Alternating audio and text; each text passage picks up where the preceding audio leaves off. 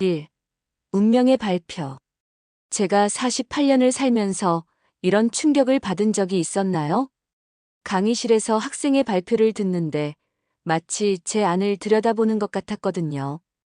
교수님, 다음은 김준혁 학생의 발표입니다. 조교의 목소리가 들리자 저는 습관적으로 고개를 들었어요.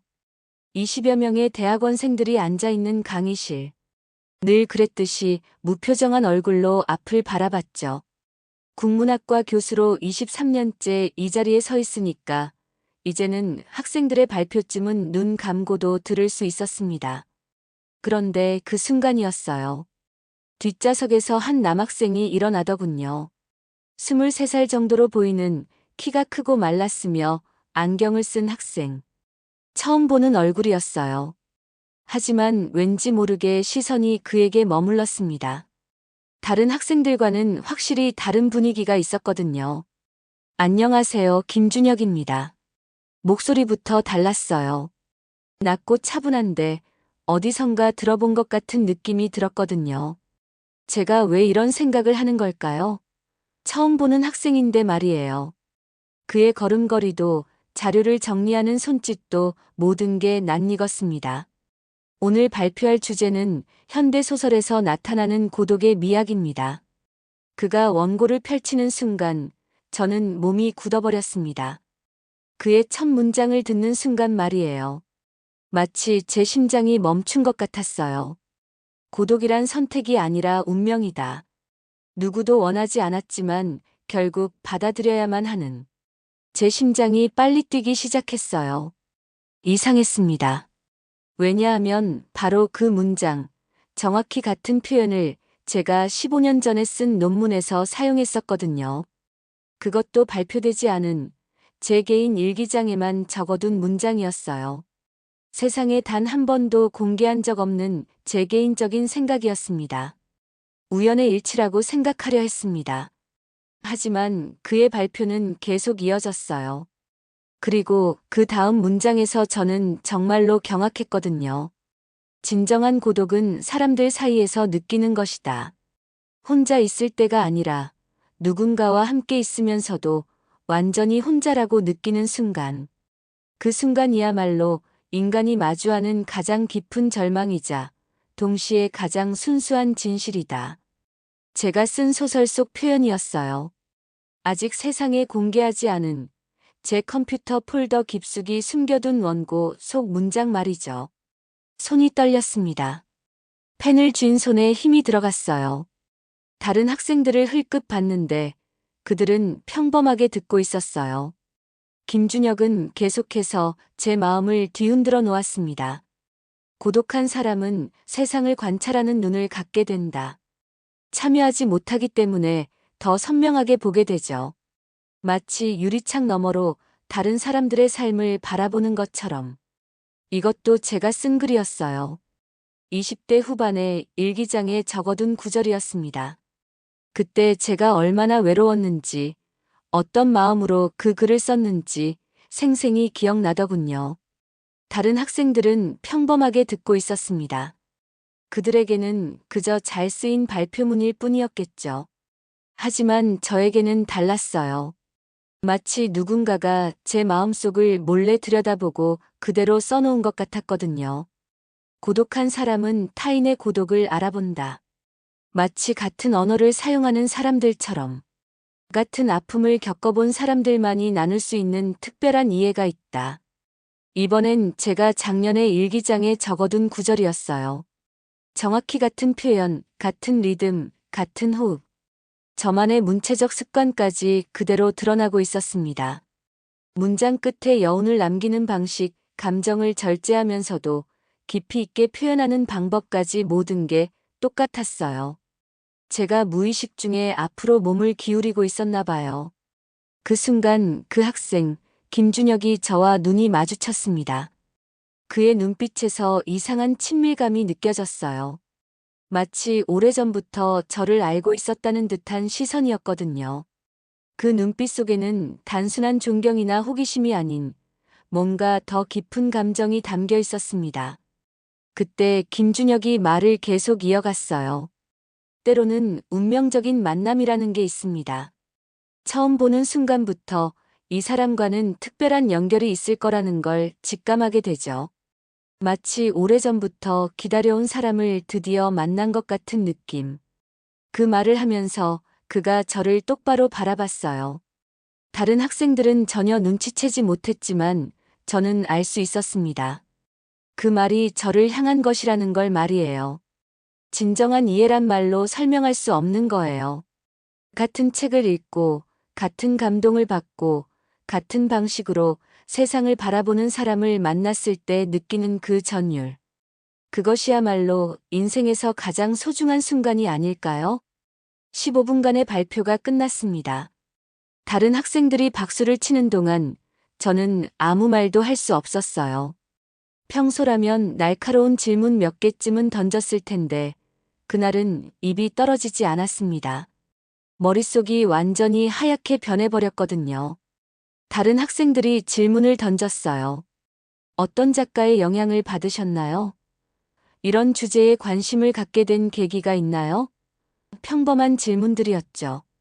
김준혁은 차분하게 대답했지만 계속해서 제 쪽을 의식하고 있는 게 느껴졌어요. 좋은 발표였습니다. 겨우 이 한마디만 할 수 있었어요. 그런데 그가 고개를 숙이며 미소를 지었는데 그 미소가 또 이상했어요. 마치 제가 무엇을 느끼고 있는지 알고 있다는 듯한 표정이었거든요. 비밀을 공유하는 사람들만이 나눌 수 있는 그런 미소였습니다. 강의가 끝나고 학생들이 모두 나간 후에도 저는 한동안 강의실에 혼자 앉아 있었어요. 김준혁이라는 학생. 도대체 누구일까요? 어떻게 제가 쓴 글들을 그렇게 정확히 알고 있는 걸까요? 그리고 왜 저는 이렇게 마음이 흔들리고 있는 거죠? 제 가방에서 수첩을 꺼냈습니다. 그의 이름을 적어 두었어요. 김준혁. 뭔가 중요한 일이 일어날 것 같은 예감이 들었거든요. 이상하게도 그 이름을 쓰는 순간 가슴이 뛰었습니다. 창밖을 보니 벌써 어둠이 내리고 있었어요. 가을 저녁의 쓸쓸함이 강의실 안까지 스며들었습니다. 평소라면 이런 분위기를 좋아했을 텐데 오늘은 왠지 더 외롭게 느껴졌어요. 집으로 가는 길에도 계속 그 발표가 머릿속을 맴돌았어요. 그의 목소리, 그의 시선, 그리고 제가 써놓고 잊고 있던 그 문장들. 왜 이렇게 마음이 불안한 걸까요? 48년을 살면서 이런 감정을 느껴본 적이 있었나 싶었거든요. 지하철에서 스마트폰을 꺼내 학과 홈페이지에 들어가 봤습니다. 혹시 김준혁에 대한 정보가 있을까 해서요. 하지만 신입생 소개 정도밖에 없었어요. 23살 서울 출신, 문창과 학부 졸업. 평범한 정보들이었습니다. 현관문을 열고 들어서니 텅 빈 집이 저를 맞았습니다. 늘 그랬듯이 혼자였어요. 48년을 살면서 진정으로 마음을 나눈 사람이 있었던가 싶었거든요. 학문적 성취는 있었지만 사적인 관계는 늘 공허했습니다. 동료 교수들과는 업무적인 관계일 뿐이었고 가족도 친구도 없는 삶이었어요. 부엌에서 간단히 저녁을 해먹으며 생각했어요. 내일 그 학생을 다시 만날까요? 아니, 만나서 뭘 물어봐야 할까요? 혹시 제 일기장을 본 적 있나요? 라고 말할 수는 없잖아요. 그런데 정말 궁금했어요. 어떻게 제가 쓴 글들을 그렇게 정확히 알고 있는 건지 말이에요. 식사를 마치고 거실 소파에 앉아 책을 읽으려 했는데 집중이 안 되더군요. 자꾸만 그의 얼굴이 떠올랐어요. 안경 너머로 저를 바라보던 그 진지한 눈빛, 발표를 할 때의 차분한 목소리, 그리고 마지막에 지었던 그 의미심장한 미소. 밤늦게 침대에 누워서도 잠이 오지 않았습니다. 자꾸만 그의 눈빛이 떠올랐어요. 그 이상한 친밀감, 마치 저를 오래전부터 알고 있었다는 듯한 시선. 처음 보는 사람인데 왜 이렇게 마음이 흔들리는 걸까요? 이런 감정이 뭔지도 잘 모르겠어요. 새벽 3시가 넘어서야 겨우 잠들었습니다. 꿈속에서도 그의 목소리가 들렸어요. 고독이란 선택이 아니라 운명이다. 제가 쓴 문장인데 그의 목소리로 들리니까 완전히 다른 의미가 되더군요. 마치 제게 무언가를 말하려는 것 같았어요. 꿈에서 깨어난 건 새벽 6시였습니다. 가슴이 두근거렸어요. 오늘 그를 다시 볼 수 있을까요? 아니면 어제 일이 그냥 꿈이었을까요? 이 위험한 끌림. 다음 날 아침 연구실에 앉아서도 계속 어제 일이 신경 쓰였어요. 커피를 마시며 학과 사무실에 전화를 걸었습니다. 도저히 참을 수 없었거든요. 김준혁이라는 학생 정보를 좀 알 수 있을까요? 잠깐만요, 교수님. 김준혁. 올해 신입생이네요. 23살 서울 출신이고 성적도 우수한 편이에요. 기본적인 정보였지만 뭔가 더 알고 싶었어요. 어떤 글을 써왔는지, 어디서 그런 문체를 익혔는지, 그리고 왜 제 글과 그렇게 비슷한 감성을 가지고 있는지 말이죠. 혹시 입학 전 제출한 작품이나 포트폴리오 같은 건 있나요? 있을 거예요. 잠깐 찾아볼게요. 30분 후 사무실에서 연락이 왔습니다. 김준혁의 입학 포트폴리오를 받을 수 있다고 했어요. 제가 직접 사무실로 내려갔거든요. 엘리베이터를 타고 내려가면서도 가슴이 두근거렸습니다. 두꺼운 파일을 받아들고 연구실로 돌아와 펼쳐봤습니다. 그 순간 또다시 충격을 받았어요. 아니, 이번엔 어제보다 더 큰 충격이었습니다. 첫 번째 작품이었습니다. 제목은 겨울밤의 기억이었어요. 내용을 읽어보니 이건 정말 말이 안 되었거든요. 7살 때 겨울 할머니 집 마루에서 혼자 앉아있던 기억이 난다. 바깥에는 눈이 내리고 안에서는 어른들이 무슨 얘기인지 모를 이야기를 나누고 있었다. 나는 그때부터 알았다. 나는 평생 관찰자로 살 것이라는 걸. 참여하지 못하고 늘 밖에서 들여다보는 사람으로. 제 어린 시절과 똑같았어요. 할머니 집, 겨울밤 마루에 혼자 앉아있던 기억. 심지어 그날의 감정까지 정확히 묘사되어 있었습니다. 그날 제가 얼마나 외로웠는지, 어른들 사이에서 얼마나 소외감을 느꼈는지까지 그대로 써 있었어요. 어떻게 이럴 수가 있죠? 제가 아무에게도 말한 적 없는 기억인데요. 두 번째 작품을 봤습니다. 첫사랑의 무게라는 제목이었어요. 고등학교 2학년 봄 도서관에서 만난 그 사람. 같은 책을 읽고 있다는 걸 알았을 때의 그 떨림. 하지만 끝내 말을 걸지 못했다. 그래서 더 깊이 기억에 남았는지도 모른다. 사랑이란 때로는 완성되지 않았을 때 더 아름다운 법이니까. 이것도 제 경험이었어요. 고등학교 때 도서관에서 같은 문학 서적을 읽던 남학생이 있었거든요. 한 달 내내 같은 시간에 같은 자리에 앉아서 서로를 의식하며 책을 읽었지만 결국 말 한마디 나누지 못했던 기억이 있었습니다. 그때 제가 얼마나 가슴 아파했는지, 그리고 그 경험이 제 인생에 어떤 영향을 미쳤는지까지 정확히 써 있었어요. 손이 떨렸어요. 이건 우연의 일치로 설명할 수 없었거든요. 어떻게 다른 사람이 제 기억을 이렇게 정확히 알고 있을 수 있을까요? 세 번째 작품을 읽어봤습니다. 25의 절망이라는 제목이었어요. 대학원에 들어갔지만 적응하지 못했다. 다른 사람들은 모두 목표가 확실해 보였는데 나만 혼자 헤매고 있는 것 같았다. 밤마다 창가에 앉아서 생각했다. 내가 진정으로 원하는 게 뭘까? 그리고 언제까지 이렇게 방황해야 할까? 이것도 제 경험이었어요. 대학원 1년차 때 제가 겪었던 일이었습니다. 그때 제가 얼마나 혼란스러워했는지, 어떤 고민들을 했는지 생생하게 기억나더군요. 네 번째, 다섯 번째 작품을 읽어봤습니다. 모두 제가 겪었던 일들이었어요. 대학 시절 처음 시를 썼을 때의 감정, 첫 논문을 발표했을 때의 떨림, 교수가 되고 나서 느낀 공허함, 40대에 들어서면서 겪었던 실존적 고민까지. 마치 누군가가 제 인생을 지켜보면서 기록해둔 것 같았습니다. 아니, 더 정확히 말하면 제가 써둔 일기장을 그대로 베낀 것 같았어요. 하지만 그럴 리 없잖아요. 제 일기장을 본 사람은 세상에 아무도 없는데 말이에요. 마지막 작품은 언젠가 올 그날이라는 제목이었어요. 나는 믿는다.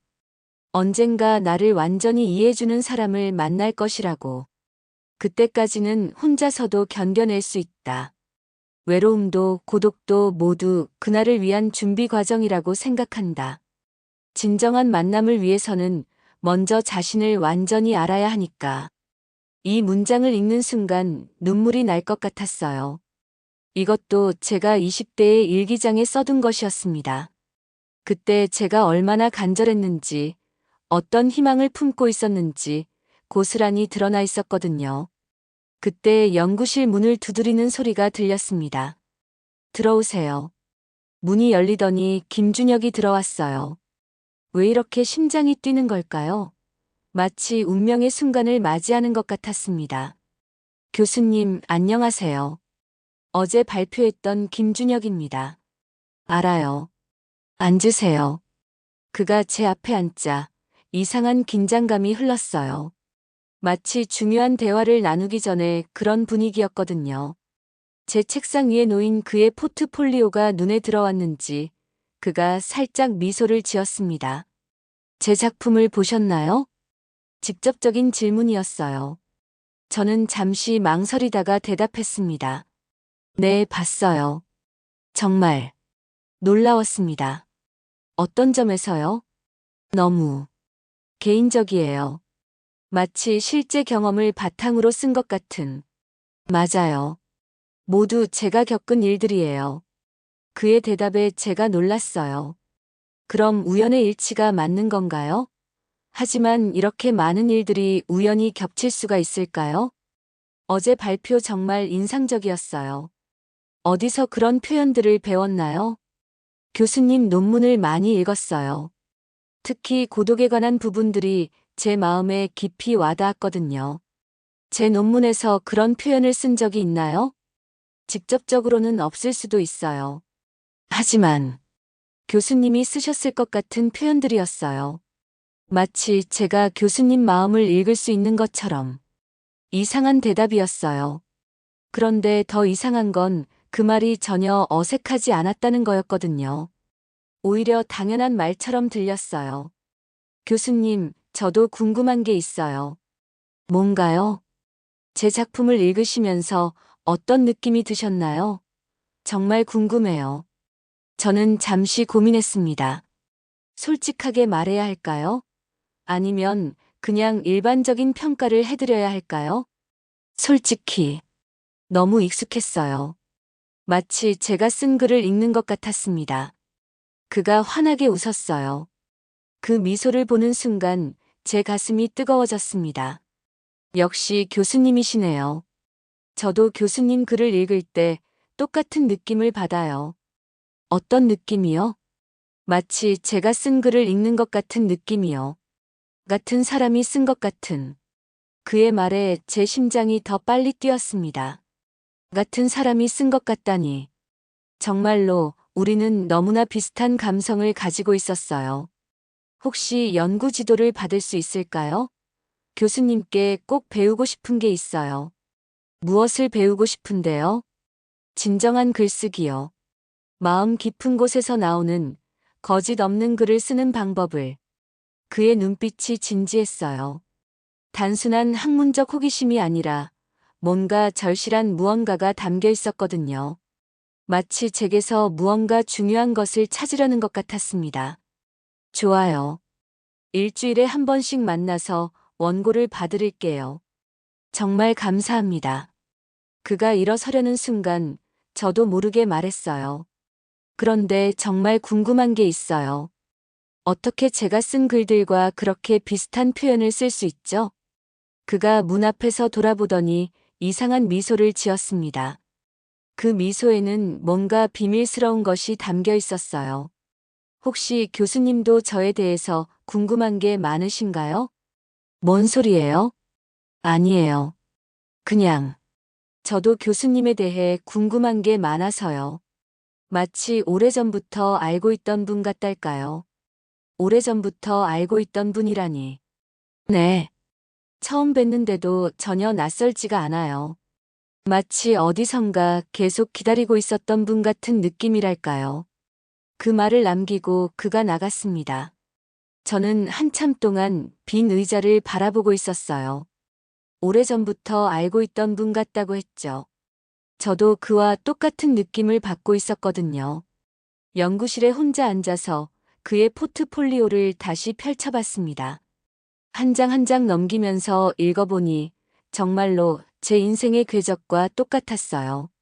어린 시절의 외로움, 청춘의 방황, 첫사랑의 아픔, 꿈과 현실 사이의 갈등, 모든 게 일치했습니다. 그런데 이상한 건 그의 글을 읽으면서 제가 위로받고 있다는 느낌이 든다는 거였어요. 마치 누군가가 제 마음을 완전히 이해해주고 있다는 것 같았거든요. 48년을 살면서 처음 느끼는 감정이었습니다. 그날 밤 집에 돌아와서도 계속 그 학생 생각만 났습니다. 그의 포트폴리오를 다시 펼쳐보니 마지막 페이지에 적힌 글이 눈에 들어왔어요. 언젠가 나를 완전히 이해해주는 사람을 만날 것이다.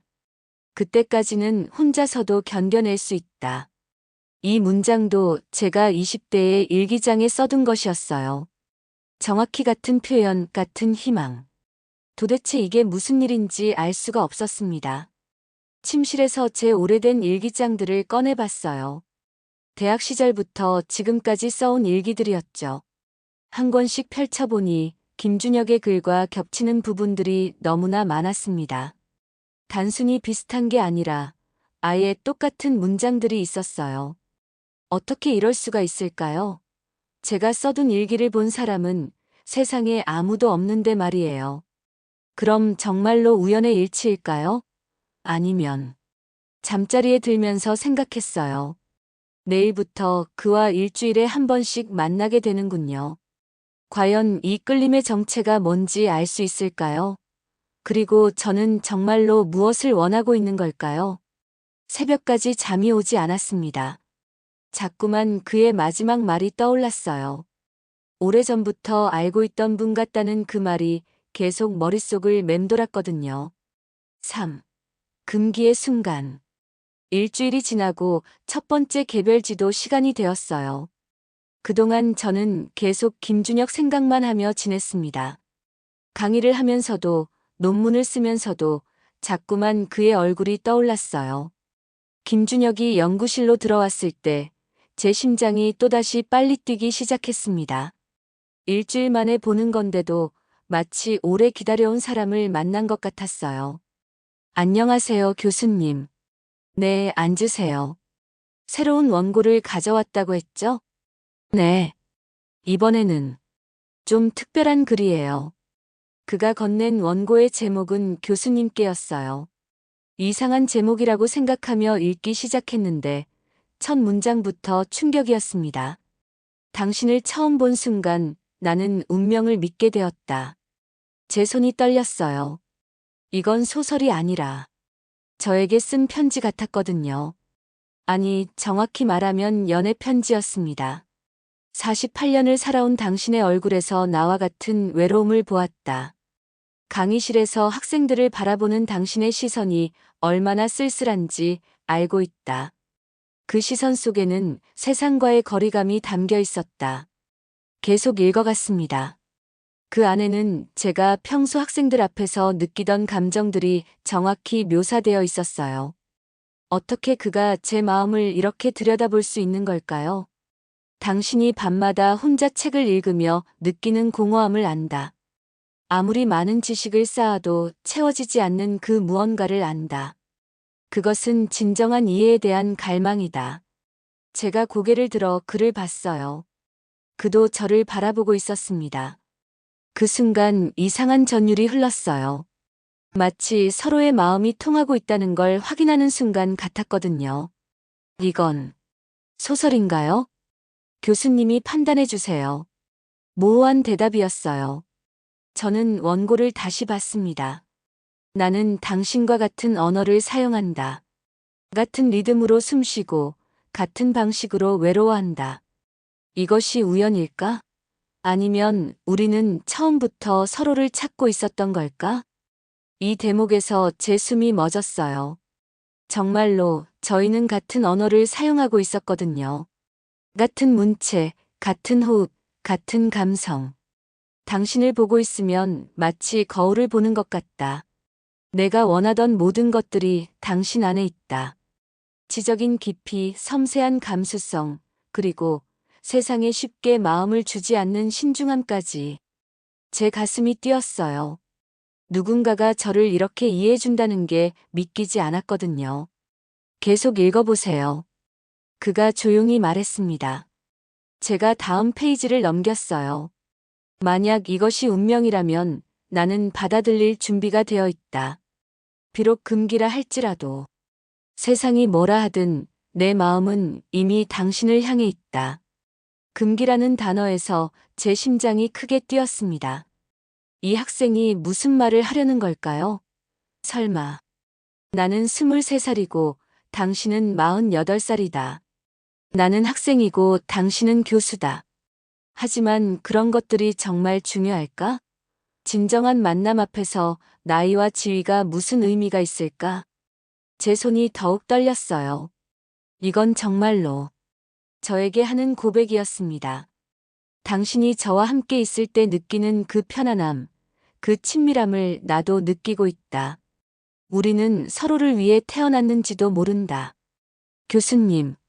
그가 제 이름을 불렀어요.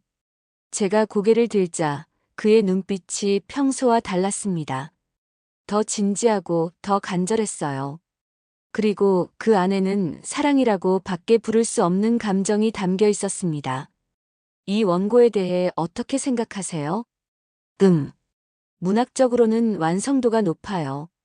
하지만 내용이 어떤가요? 너무 개인적이에요. 개인적이면 안 되나요? 이상한 질문이었어요. 저는 잠시 망설이다가 대답했습니다. 문학은 개인적인 경험에서 시작되지만 보편적인 감정으로 승화되어야 해요. 이 글은 너무 특정한 누군가를 향한 것 같아서요. 맞아요. 특정한 누군가를 향해 쓴 거예요. 그의 대답에 제가 숨을 크게 들이쉬었습니다. 설마, 누구를요? 제가 떨리는 목소리로 물었습니다. 교수님께요. 솔직한 대답이었어요.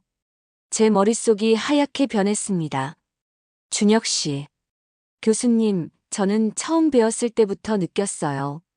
우리 사이에 뭔가 특별한 연결이 있다는 걸. 무슨 말이에요? 교수님도 느끼셨잖아요. 제 글을 보면서 이상하다고 생각하셨죠? 어떻게 이렇게 비슷할 수 있을까 하고. 맞았어요. 정확히 그런 생각을 했었거든요. 그건 우연의 일치일 수도. 우연이 아니에요. 저희는 같은 종류의 사람이에요. 같은 외로움을 품고 같은 방식으로 세상을 바라보는. 그가 의자에서 일어나더니 제 책상 가까이 다가왔어요. 제 심장이 터질 것 같았습니다. 교수님, 저를 보세요. 저는 그의 눈을 똑바로 봤어요. 그 안에서 제가 평생 찾고 있던 무언가를 발견한 것 같았거든요. 이해, 공감, 그리고 사랑. 이건 안 돼요. 제가 작게 중얼거렸습니다.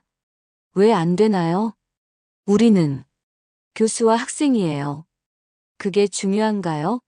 진짜 중요한 건 우리가 서로를 이해한다는 거 아닌가요? 그의 말이 제 마음 깊숙이 파고들었어요. 48년을 살면서 처음으로 누군가가 저를 완전히 이해해준다고 느꼈거든요. 교수님은 지금까지 누구에게도 마음을 열지 않으셨잖아요. 왜 그런지 아세요? 당신을 진정으로 이해할 사람을 만나지 못했기 때문이에요. 정확한 지적이었어요. 저는 평생 혼자 살아왔습니다. 누구와도 깊은 관계를 맺지 못했어요. 항상 거리를 두고 살았거든요. 교수님이 쓴 글을 읽고 있으면 마치 오래전부터 알던 사람 같아요. 바로 그 말이었어요. 일주일 전에 그가 했던 말. 그리고 지금 그 말의 의미를 알 것 같았습니다. 저도. 그래요. 제가 솔직하게 대답했어요. 더 이상 숨길 수 없었거든요. 그럼 우리 마음을 인정해보는 건 어떨까요? 마음이라니. 사랑이요. 그가 직접적으로 말했습니다. 사랑. 그 단어를 듣는 순간 제 가슴이 뜨거워졌어요. 23살과 48살이 무슨 사랑을. 나이는 숫자일 뿐이에요. 중요한 건 마음이잖아요. 그 순간 연구실 문을 두드리는 소리가 들렸습니다. 저희는 깜짝 놀라며 서로에게서 시선을 거뒀어요. 들어오세요. 문이 열리더니 같은과 김 교수가 들어왔습니다. 중년의 남성으로 평소에 저에게 호감을 가지고 있다는 걸 노골적으로 드러내는 사람이었어요. 그리고 학과 내 정치에도 깊이 관여하는 인물이었죠. 오, 학생 지도 중이었나? 미안해. 그가 김준혁을 흘끗 보더니 저에게 말했습니다. 그의 시선에서 의심스러운 기색이 느껴졌어요. 나중에 시간 있을 때 얘기 좀 하자.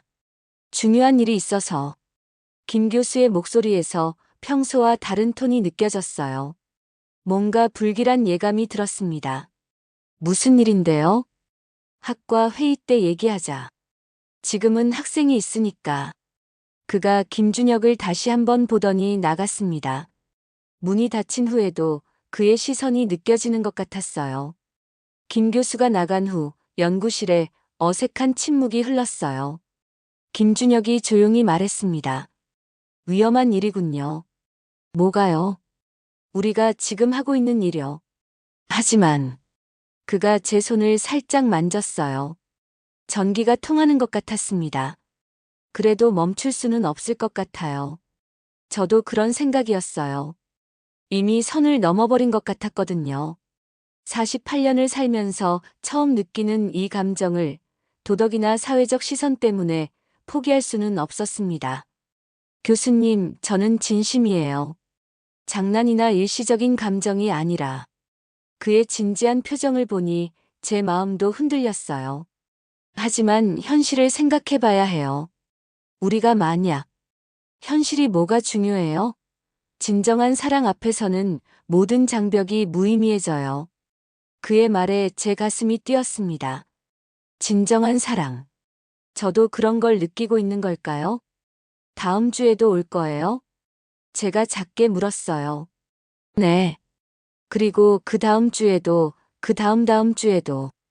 그의 대답에 제 가슴이 뜨거워졌습니다. 그때까지 생각해 볼게요. 우리가 어디까지 갈 수 있을지. 저는 어디까지라도 갈 준비가 되어 있어요. 그가 일어서며 말했습니다. 그리고 문을 나서기 전에 돌아보더니 말했어요. 교수님, 사랑에는 나이도 지위도 상관없어요. 오직 마음만이 중요해요. 그날 밤 혼자 집에 앉아서 계속 생각했습니다. 제가 지금 무엇을 하고 있는 걸까요? 48년을 조심스럽게 살아온 제가 왜 이런 위험한 감정에 빠져드는 걸까요? 하지만 동시에 이런 생각도 들었어요. 이것이 제 인생에서 마지막 기회일지도 모른다고. 진정으로 누군가와 마음을 나눌 수 있는 마지막 기회 말이에요. 그리고 김 교수의 표정도 계속 신경 쓰였습니다. 혹시 그가 뭔가 눈치챈 걸까요? 학과에서 문제가 될까요? 다음 주가 기다려졌습니다. 그리고 동시에 두려웠어요. 우리는 과연 어디까지 갈 수 있을까요? 그리고 그 끝에는 무엇이 기다리고 있을까요? 침대에 누워서도 잠이 오지 않았습니다. 자꾸만 그의 마지막 말이 떠올랐어요. 사랑에는 나이도 지위도 상관없어요. 정말 그럴까요? 세상은 과연 우리를 이해해 줄까요? 하지만 한 가지는 확실했어요. 저는 이미 그를 사랑하고 있었다는 것. 그리고 그 사랑 때문에 모든 것을 잃을 수도 있다는 것을 알면서도 멈출 수가 없다는 것 말이에요.